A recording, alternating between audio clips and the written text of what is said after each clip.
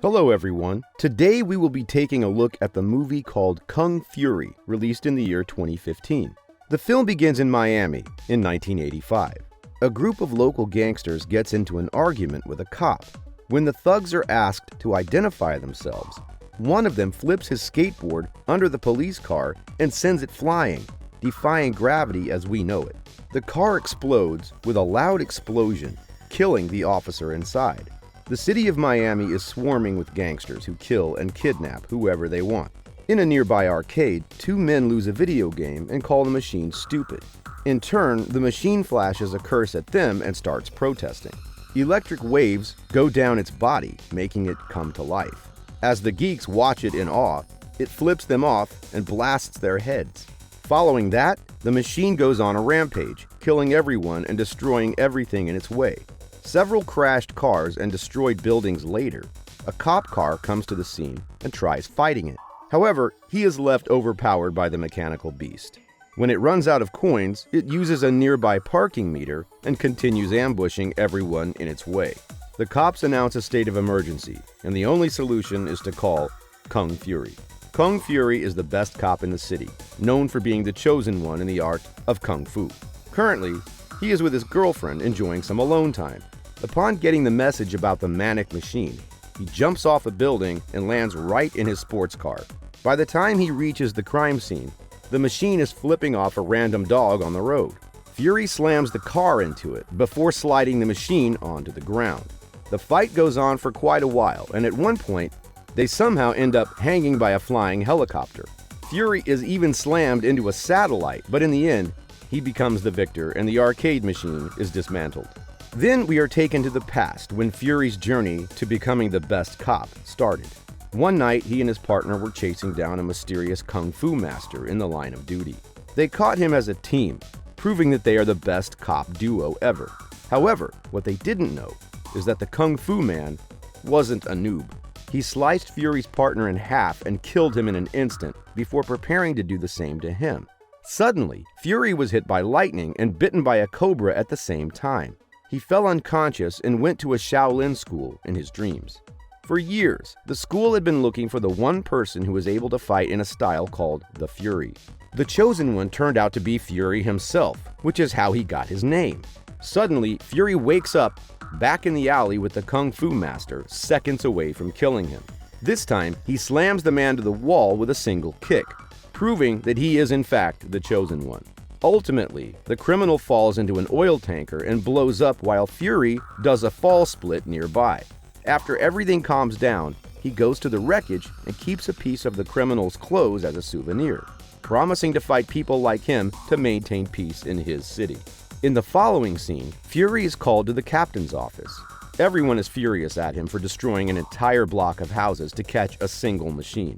To stop him from making the same mistake again, the captain assigns him with a partner, Triceracop, who happens to be a dinosaur. Fury refuses to work with a partner after the last one died years ago. Hence, he resorts to quitting the job altogether. As he is about to leave the station, the captain gets a call from an unknown number. The person on the other end is Adolf Hitler, who is a kung fu enthusiast. He threatens to put an end to everyone's life and starts shooting the phone. It somehow works, and an array of bullets are showered at the cops through the phone. It stops shortly after, and Fury realizes the seriousness of the situation. A flashback of Hitler's life shows us that he was a kung fu champion in the 1940s.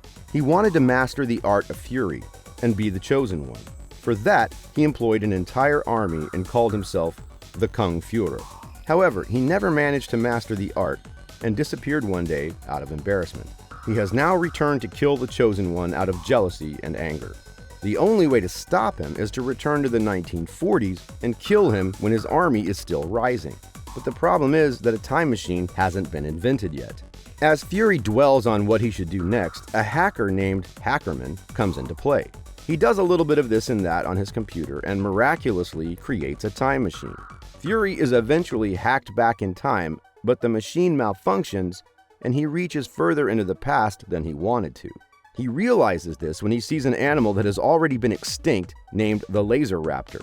He is about to be lasered by the raptor when suddenly someone blows it up. It turns out to be a girl with a Vulcan. She introduces herself as Barbariana and reveals that they are in the Viking Age. They are joined by a girl named Katana, and the three decide to go to a hill to talk. Upon being told how Fury got here, the girls are willing to help him.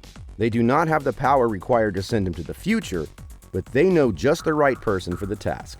Suddenly, Katana calls for thunder, and the god of thunder, Thor, appears in front of them. He flexes his body and brags about his workout routine before asking them what is wrong. When asked if he can make the time rip in space, Thor moves his hammer and does so in seconds. Before leaving, Barbariana asks Fury if he will ever return. The two sense chemistry between them and decide to keep in touch through phone calls. However, since this world doesn't have phones, Fury somehow creates one and advertises it to Barbariana.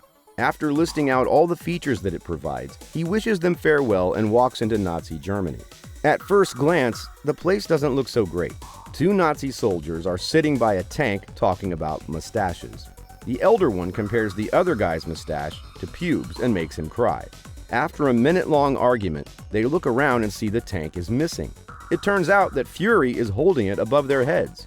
Before they can run away, he smashes them and says, "Thank you." At night, Hitler is giving a speech to a crowd of thousands of Nazis. He declares himself to be the greatest Kung Führer of all time and asks the crowd if he is right. He only moves on to the next sentence when they affirm. Everything goes well until suddenly a loud bang is heard. Seconds later, a tank falls off a building behind the crowd. Fury jumps to the ground and disarms a man by ripping his arm out. Then he plants it on a gun and creates helicopter wings by spinning it. The strange device allows him to fly over the crowd while shooting everyone in sight. The Führer finally orders his troop to get the intruder, but they are hardly a match to the one and only Kung Fury. Although he is surrounded by a sea of enemies, Fury fights them bravely, without being touched even once. He decapitates some with only a kick and makes the others fly away into space. Hitler sees this and finally takes action. He randomly fires at the crowd, killing many of his own people, but also getting Fury in the end.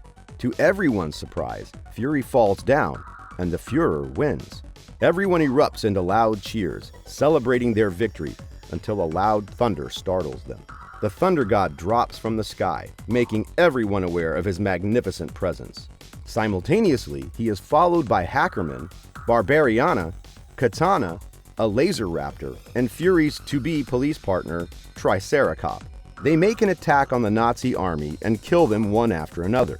The dinosaur defeats half of the army with its laser eyes. Barbariana and Katana prove that they are no less than any fighter. Triceracop and Hackerman are driven by their love for Fury, but the one who kills the most people is Thor. After an intense battle, they abruptly stop and watch the last Nazi fall to the ground. Now, the only enemy left is Hitler himself. Suddenly, Hackerman notices that Fury is nowhere to be seen. They notice his dead body on the ground and are shocked. An enraged Führer releases his massive pet eagle. It attacks the group but is stopped by a laser raptor. Then we are taken into the virtual world where a cartoon-like Fury is wandering around. He meets a giant cobra who turns out to be his spirit animal.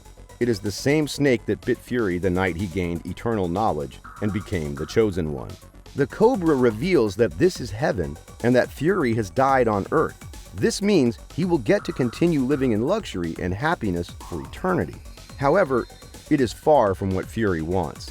He shows the cobra his ID and insists that he has to return to the Earth because he is a police officer. When the cobra still refuses, Fury glows red in rage. He jumps at the snake to kick it, but right before the hit, the cobra disappears. After that, Fury is sucked back into the world where the eagle and the laser raptor are still quarreling. It turns out that Hackerman hacked the entire universe and downloaded him back to life. Fury thanks him before turning his attention to Hitler. At first, the Führer pretends to be fuming, but upon realizing that he cannot win this fight, he changes his stance. While the rest watch him in awe, Hitler pretends to be on their side. He compares the red background in the swastika to Fury's clothes and says that they are like brothers. Before he can finish his sentence, Fury punches him in the balls and sends him flying. He falls to the ground helpless, and finally, Thor crushes him with his hammer. Seconds before being crushed, the eagle tries to save him, but suffers the same fate as its master. When Thor takes the hammer off, nothing of Hitler and the eagle is left. The group celebrates the victory and asks Fury what he wants to do now. He says he wants to return to the police station because he has a lot of paperwork to do. The scene then cuts to 2 days earlier in the future. Fury is driving to the scene where the arcade machine has wreaked havoc. He fights it, like earlier, and manages to kill it in the end. Somewhere else in an alley, the eagle and the Führer appear out of thin air. It is revealed that the eagle was able to protect its master in the past, and the two are ready to avenge the death of thousands of their soldiers. In the last scene, Fury notices that the arcade machine has a swastika on its side. The look on his face says that he knows Hitler is back.